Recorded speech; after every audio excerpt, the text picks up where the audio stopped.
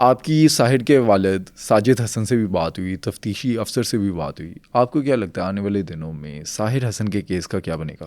But صاحب اس case کو مکمل تناظر میں دیکھیں، اس میں ایسے ایسے پردہ نشینوں کے نام آئیں گے. کیوں آج تک 20-25 سال خاموشی چھائی رہی، اب یہ راز افشا ہوا ہے. مطلب دوسرے معنوں آپ یہ کہیں کہ مصطفیٰ عامر اپنی جان دے کر کئی نوجوانوں کی جان بچا گیا ہے، کئی گھرانوں کی تباہی بچ گئی. لیکن جو ساحر نے بیان دیا، گرچہ کہ ان کے والد تو ساجد تو انکاری ہے اس سے، وہ تو کہتے ہیں جھوٹ ہے سارا، پولیس مجھ پہ تھوپ رہی ہے. اور انہوں نے ایک اور بھی جملہ کہا ہے بٹ صاحب، وہ کہتے ہیں کہ سب سے بڑھ کے اگر میں کوئی خدا نہ کرے اس طرح کی گفتگو اس وقت کر دوں جو حقائق پہ مبنی ہے تو میری اپنی جان کو خطرہ ہے. اچھا، مطلب ان کے پاس کافی نام ہے یا کافی کافی انکشافات نام ہیں بھی ہیں. بٹ صاحب میں آپ کو ایک بات بتاؤں چھوٹی سی، یہ جو منشیات ہے نا، اس کا کیس ہر روز ایک نیا دروا کر رہا ہے. مصطفیٰ عامر کیس جو ہے، اس کی بغل سے جو بچے نکل رہے ہیں نا منشیات کے، اس میں ہر ایک کی جان کو خطرہ ہے، کوئی محفوظ نہیں ہے. یہ بات ان کی ساجد حسن کی ٹھیک ہے، لیکن وہ انکاری ہیں، تردید کر رہے ہیں اس بات کی کہ میرے بیٹے ساحر نے کوئی انکشاف نہیں کیا. لیکن آپ سنیں انکشاف کیا ہے پولیس کے بقول. جو منشیات کے 4 افراد بڑے افسر وہ اس کی تفتیش کر رہے ہیں منشیات کیس کی، ان میں سے ایک سے میری بات ہوئی، وہ یہ کہتے ہیں کہ میں نے کہا جی یہ اسلام آباد میں منشیات اتنی کیسے آ رہی ہے، وفاقی دارالحکومت ہے، بڑا سیکیورڈ ہے، چپے چپے پہ ناکے ہیں، اور صرف ایک ادارہ تھوڑی ہے اینٹی نارکوٹک فورس انسداد منشیات کی وزارت. وہ یہ کہتے ہیں کہ یہ ساری کی ساری افغانستان سے آ رہی ہے.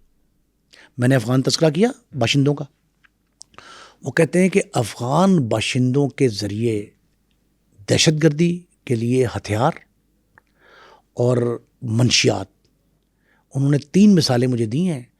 ایک دارالعلوم حقانیہ نوشیرہ جو مولانا حامد الحق شہید کیے گئے، ایک بنو کی مسجد میں واقع، اور ایک انہوں نے کہا دہشت گردی جو ٹارگٹ کلنگ کی شکل میں ہے.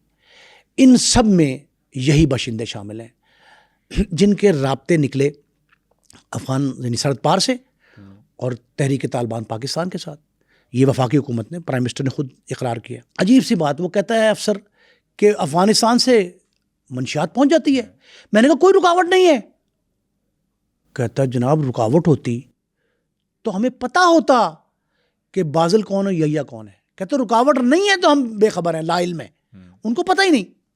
وہ کہتے ہیں وہاں آ رہی ہے اور وہاں سے ایک کسی جگہ پہ یہ پیکٹوں میں بند ہوتی ہے اور پھر یہ کوریئر سروس کے ذریعے کراچی پہنچتی ہے. اسلام آباد سے کہتے ہیں لاہور بھی آ رہی ہے. یہ راستہ کابل لنڈی کوتل والا جو تورخم بارڈر، وہ سارے استعمال ہوتے ہیں. خیبر پختونخوا سے اسلام آباد پہنچ جاتی ہے. بٹ سب موٹر وے پہ کوئی کسی قسم کا ایسا معاملہ انتظام نہیں ہے کہ راستے میں منشیات چیک ہو. موٹر وے تو صرف ٹول پلازا ہے، آپ ٹول گزر گئے جہاں مرضی چلے.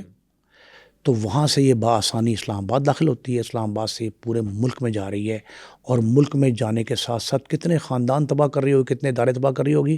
وہ کہتے ہیں 100 سے زائد، اس افسر کا بقول 100 سے زائد کیریئر، کوریئر، ڈیلر، سب ڈیلر، کنزیومرز موجود ہیں جن کو بآسانی قابو کیا جا سکتا ہے. قابو کیسے کیا جا سکتا ہے؟ منشیات تو پکڑی ہی انٹیلیجنس بیس کارروائیوں پر ہوتی ہے. بٹ صاحب ہم انٹیلیجنس بیس کارروائی میں سابق وفاقی وزیر قانون رانا ثناء اللہ کو پکڑ سکتے ہیں نا، پکڑ سکتے ہیں نا، جھوٹی ڈال کے. بعد میں ثابت ہوا کہ عدالت نے کہا اگر ہم غلط کارروائی کے لیے اتنی ایکٹیویٹی کر سکتے ہیں تو صحیح ملزم تک پہنچنے کے لیے کیوں نہیں کر سکتے؟ ایک سوال.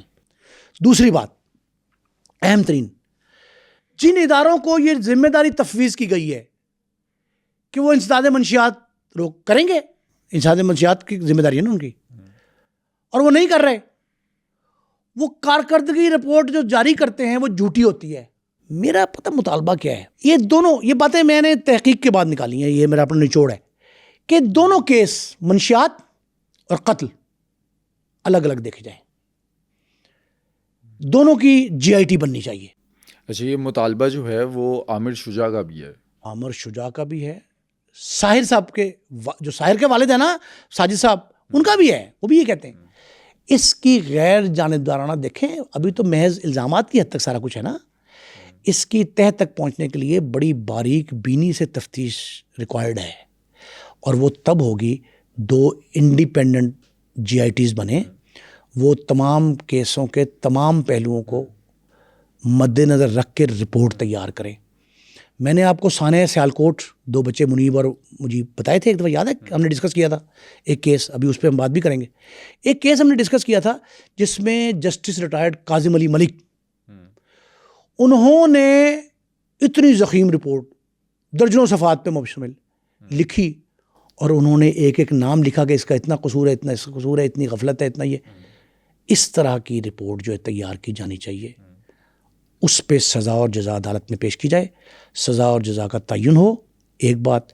اور اگر ہم یہ بچانا چاہتے ہیں کہ کراچی نصف ملک ہے, اگر کراچی کو, اہل کراچی کو, خاندان بڑے بڑے جو ہیں ان کو بچانا ہے, تو خدا را اس کو ٹیسٹ کیس بنا کے منشیات کو بھی, تاکہ نسلیں بچ جائیں, اور مصطفیٰ کے متاثرہ خاندان کو انصاف مل جائے.